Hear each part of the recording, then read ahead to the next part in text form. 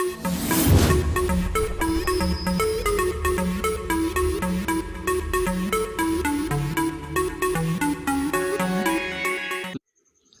दोस्तों, हमारे YouTube channel पंडित स्मित पाठक में आपका स्वागत है। दोस्तों, आज हम आपको कक्षा 12 के चैप्टर 3 यानी आव्यूह के बारे में बताने वाले हैं। तो दोस्तों, क्वेश्चन को लगाने से पहले दोस्तों हम उनके बेसिक चीज़ों के बारे में अध्ययन कर ले तो ज़्यादा सही होता है। तो दोस्तों आइए हम आव्यूह के बारे में बताते हैं। आव्यूह यानी मैट्रिक्स। मैट्रिक्स होता क्या दोस्तों? मैट्रिक्स जो होता है दोस्तों, वो एक आयताकार एक जो होता है सारणी की तरह आकृति का होता है दोस्तों, जिसे बड़े ब्रैकेट में लिखा जाता है।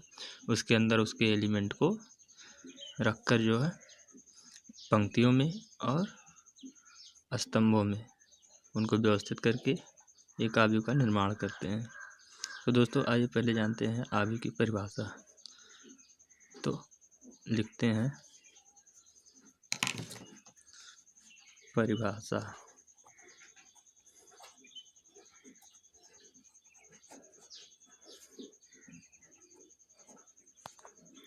यानी आव्यूह की परिभाषा। तो दोस्तों हो गया आपका आव्यूह की परिभाषा लिखने जा रहे हैं। तो यम एन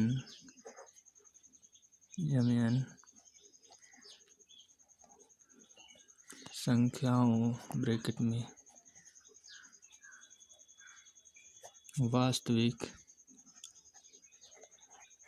अथवा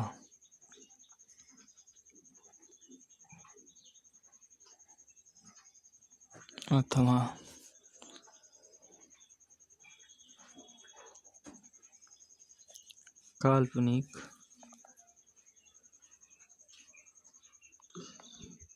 दोस्तों संख्या चाहे वास्तविक हो या काल्पनिक हो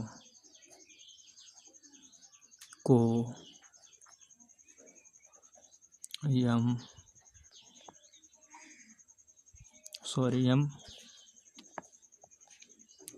पंक्तियों तथा यन स्तंभों में व्यवस्थित करने पर जो आयताकार सारणी यानी रेक्टेंगुलर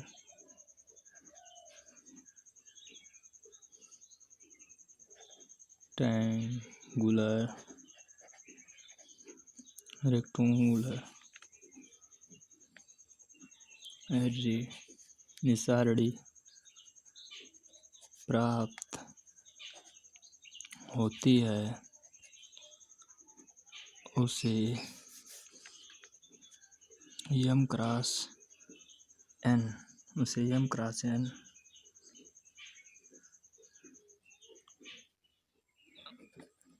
आव्यूह या एम बाई एन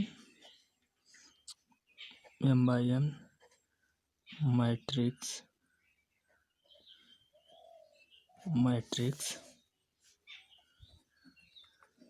कहते हैं। दोस्तों इसकी परिभाषा यानी मैट्रिक्स कहते किसको हैं? तो यम संख्याओं वास्तविक हो अथवा काल्पनिक, दोनों में से कुछ भी हो सकते हैं, को यम पंक्तियों यानी पंक्तियों और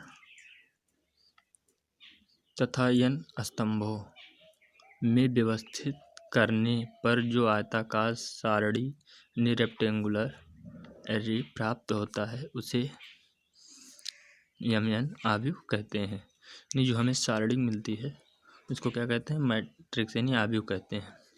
अब दोस्तों यम जो है पंक्ति होता क्या है? तो दोस्तों जो यम होता है वो यम को रो से यानी रो रो का मतलब जो है दोस्तों, इसको हम 1 2 3 जैसे इस तरह से कोई चीज़ दिया दोस्तों तो ये रो होता है। और जो कॉलम होता है दोस्तों, ये जो होता है एक कॉलम होता है, यानी स्तंभ। जो सीधा सीधा होते हैं दोस्तों उनको हम स्तंभ यानी कॉलम कहते हैं। जो बेड़ बेड़ होते हैं दोस्तों, यानी कि पड़ी हुई या खड़ी इसको बोल सकते हैं, इसको पड़ी हुई कह सकते हैं दोस्तों। जो संख्या होती है उनको हम रो बोलते हैं। और R1 इसको दोस्तों R1 से प्रदर्शित करते हैं, R1 से, और इसको C1 से प्रदर्शित करते हैं। मान लीजिए कोई भी अवयव है आपके सामने, जैसे 2 हो गया, 3 हो गया, 4 हो गया, 5 हो गया, 6 हो गया, 7 हो गया, 8 हो गया, 9 हो गया, 10 हो गया दोस्तों। यदि यदि ये अवयव आपके पास है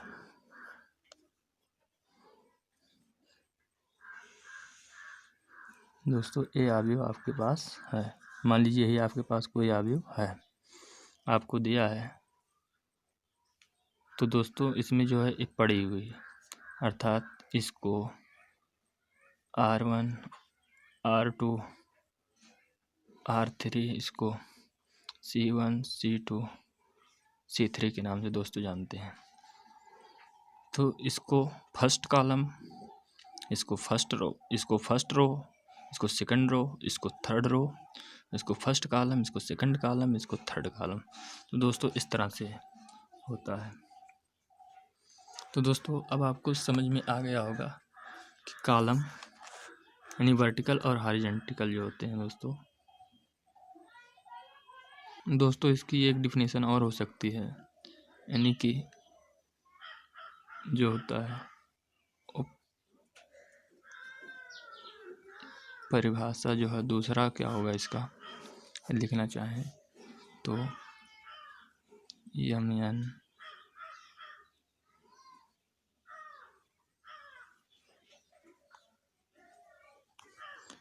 MN संख्याओं का एक ऐसा समुच्चय जो M पंक्तियों तथा N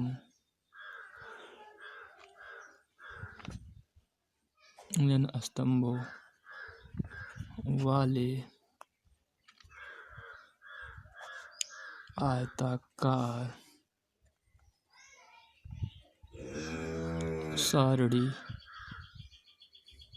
सारणी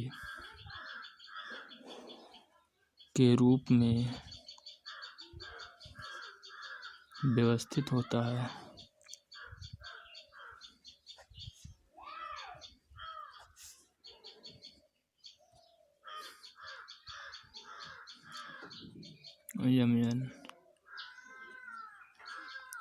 M क्रॉस N अवयव कहते हैं।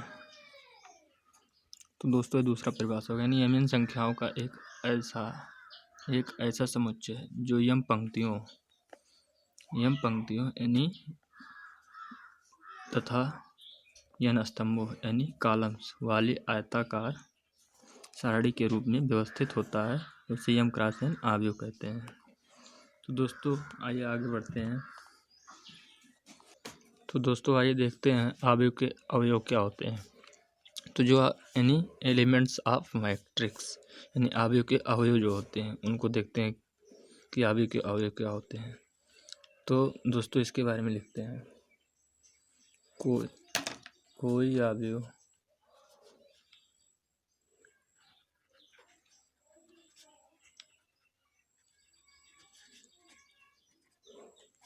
जिन संख्याओं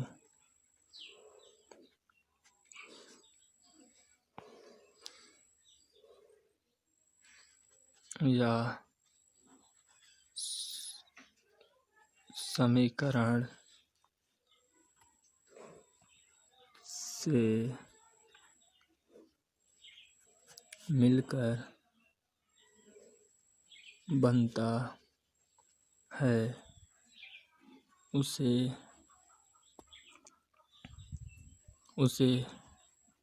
उस अवयव का अवयव कहते हैं। दोस्तों अब यहाँ पर जैसे एलिमेंट इसमें कुछ भी हो सकते हैं, -2 हो जाए, -3 भी हो सकता है, और समीकरण में दोस्तों x² + 2 भी हो सकता है। यदि हो सकता है तो 3x² + 3 भी हो सकता है। मतलब दोस्तों इसके अवयव इस तरह से भी हो सकते हैं, या +1 हो गया, +2 हो गया। एग्जाम्पल के तौर पर दोस्तों कुछ भी हो सकते हैं। ये सब क्या होते हैं? अवयव के अवयव हैं ये सब दोस्तों। इस तरह से हो सकते हैं, यानी -2 हो सकता है, -3 हो सकता है, x² + 2 हो सकता है, 3x² + 3 हो सकता है। फिर उसके बाद दोस्तों +1 हो सकते हैं, +2 हो सकते हैं। माने दोस्तों कुछ भी हो सकता है, यानी ऋणात्मक धनात्मक कुछ भी हो सकता है। तो दोस्तों ये होते हैं अवयव के अवयव। दोस्तों अब आगे बढ़ते हैं। कोई अवयव जिन संख्याओं या समीकरण से मिलकर बनता है उसे उस अवयव का अवयव कहते हैं। दोस्तों अब आगे आइए बढ़ते हैं। अगला जो है दोस्तों एक चीज़ यहाँ पर और है, अवयव आप जान लीजिए पॉइंट में करके जो होता है, पॉइंट में अवयव के अवयवों को कोष्ठक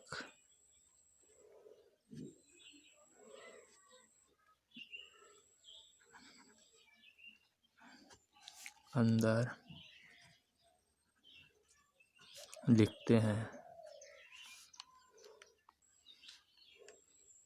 दोस्तों यहाँ पर एग्जांपल लेते हैं। मान लीजिए कि 3 × 1 कोटि का कोई अवयव है, तो दोस्तों इसके जो अवयव होंगे वो होंगे ये, I, 2, 6, 4, 7। ये दोस्तों जो होंगे वो इसके अवयव होंगे। अवयव जो होंगे वो यही होंगे सब। तो दोस्तों आइए अब आगे का जो है हेडिंग डालते हैं। आगे क्या आता है इसके बाद दोस्तों, अवयव का कर्म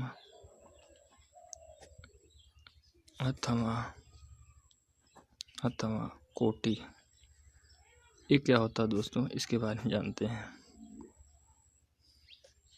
ये होता है दोस्तों ऑर्डर ऑफ ए मैट्रिक्स, यानी कि दोस्तों अवयव का कर्म अथवा कोटि क्या होता है इसके बारे में अब हम जानकारी करेंगे। तो दोस्तों ये जो होता है, किसी अवयव में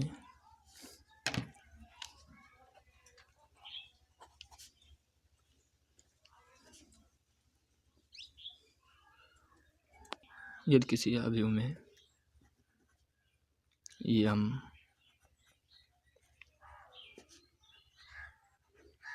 पंक्ति तथा n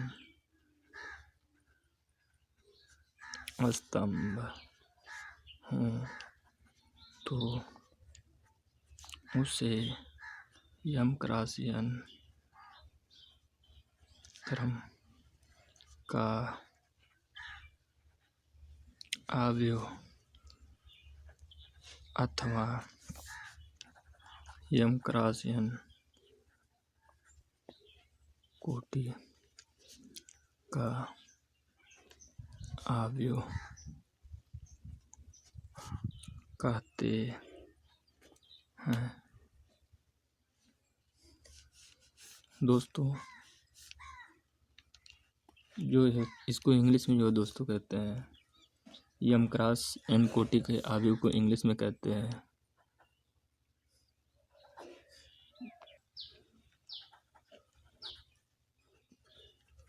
मैट्रिक्स ऑफ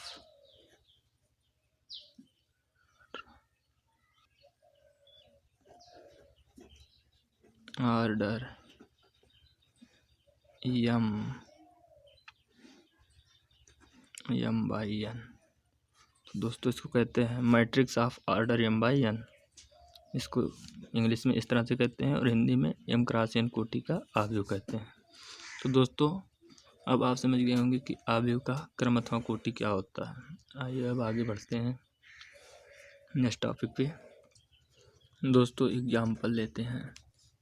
मान लीजिए 2 हो गया, 4 हो गया, 6 हो गया, 7 हो गया। ये एक आव्यूह है। तो दोस्तों ये जो है 2x2 क्रम का आव्यूह है, यानी 2 क्रॉस 2 का ऑर्डर है दोस्तों। तो यानी जो है 2 क्रॉस 2 की कोटि का ये आव्यूह है। अगर मान लीजिए कोई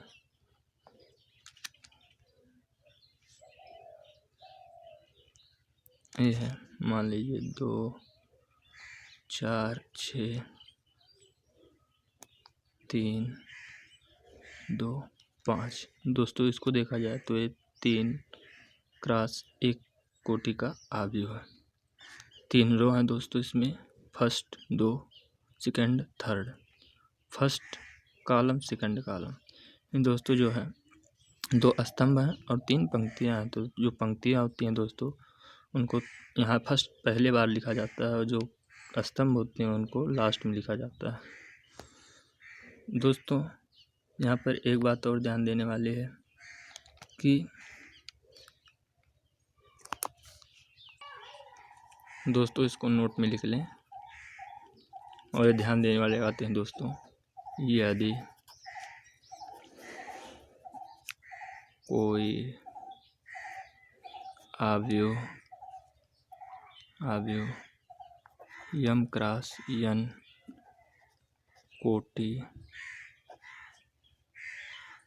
कोटि का है तब m हमेशा पंक्तियों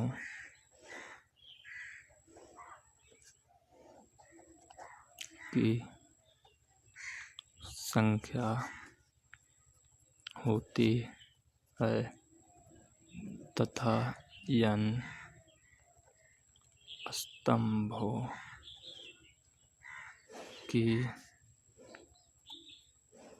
संख्या होती है।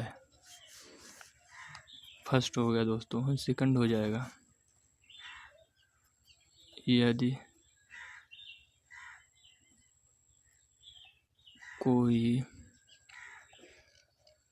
आव्यूह m क्रॉस n कोटि का है तो उस आव्यूह के अवयवों की संख्या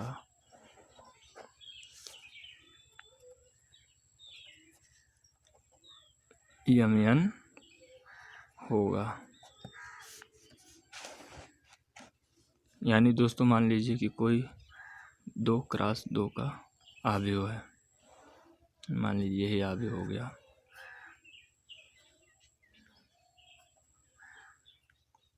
तो दोस्तों इसमें जो अवयव की संख्या होगी वो होगी 4, यानी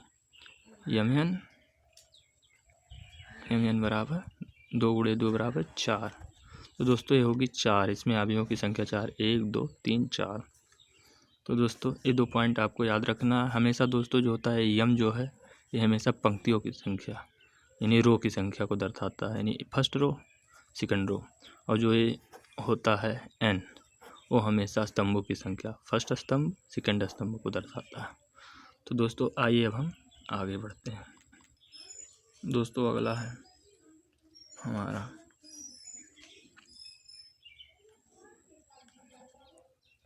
आव्यूह का निरूपण दोस्तों ये कैसे करते हैं इसको देखते हैं। तो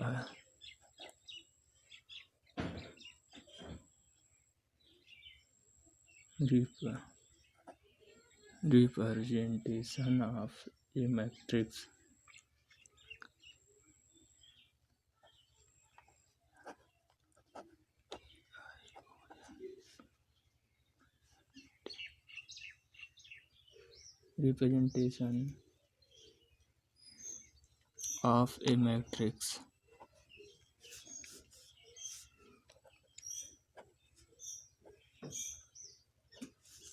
of a matrix तो दोस्तों ये होता है आव्यूह का निरूपण। तो दोस्तों इसमें जो होता है आव्यूह को जो है हमेशा दोस्तों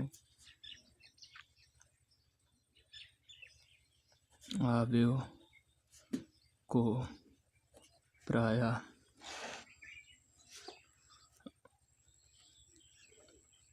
अंग्रेजी वर्णमाला के बड़े अक्षरों से निरूपित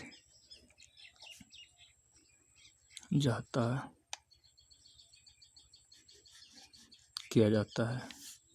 जैसे हो गए दोस्तों ए हो गया, बी हो गया, सी हो गया, डी हो गया, डॉट डॉट डॉट। तो दोस्तों A B C D dot dot dot यानी कैपिटल अक्षरों से जो है प्रदर्शित किया जाता है, यानी आव्यूह को निरूपित किया जाता है हमेशा। और इनके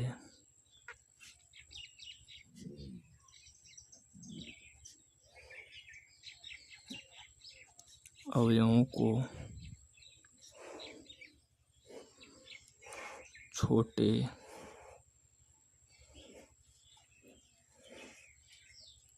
अक्षरों के साथ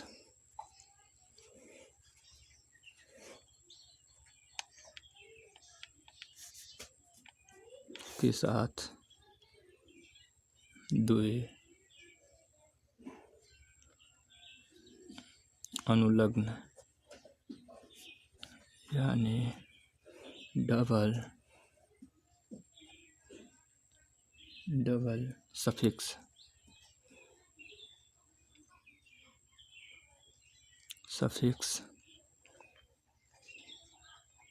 लगाकर निरूपित जाता है।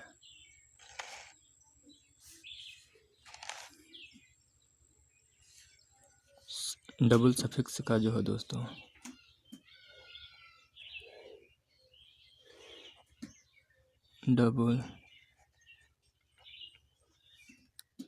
डबल सफिक्स का बायां अंक सदैव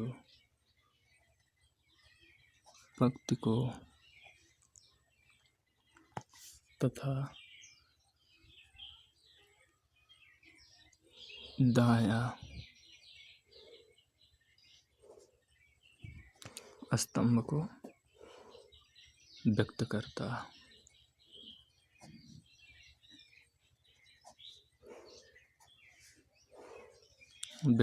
दोस्तों, स्तंभ को व्यक्त करता है।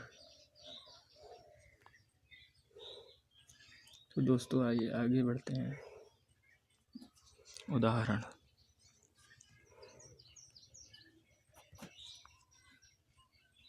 दोस्तों मानते हैं कि ए बराबर एक आव्यूह है 2 1 -1 1 3 2 एक 2x3 क्रम का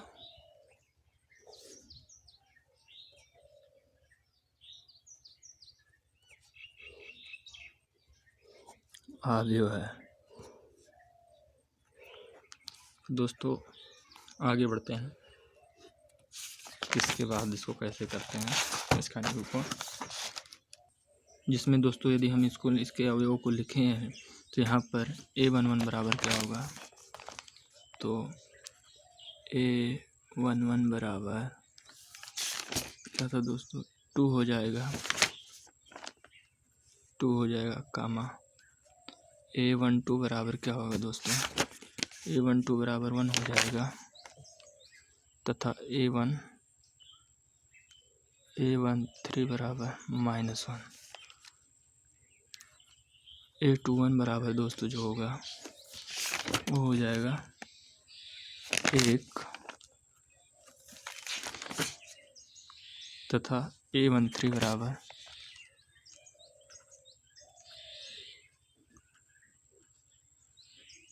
A22 बराबर हो जाएगा दोस्तों 3 हो जाएगा, तथा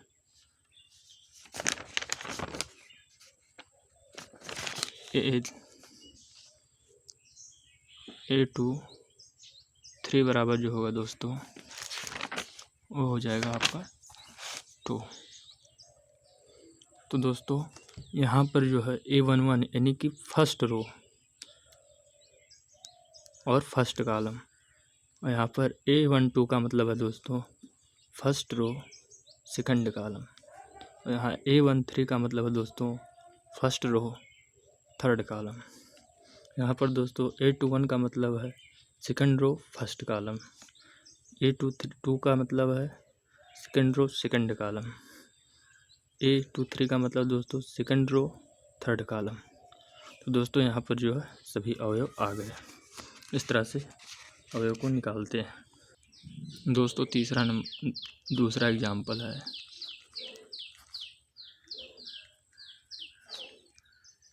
यदि कोई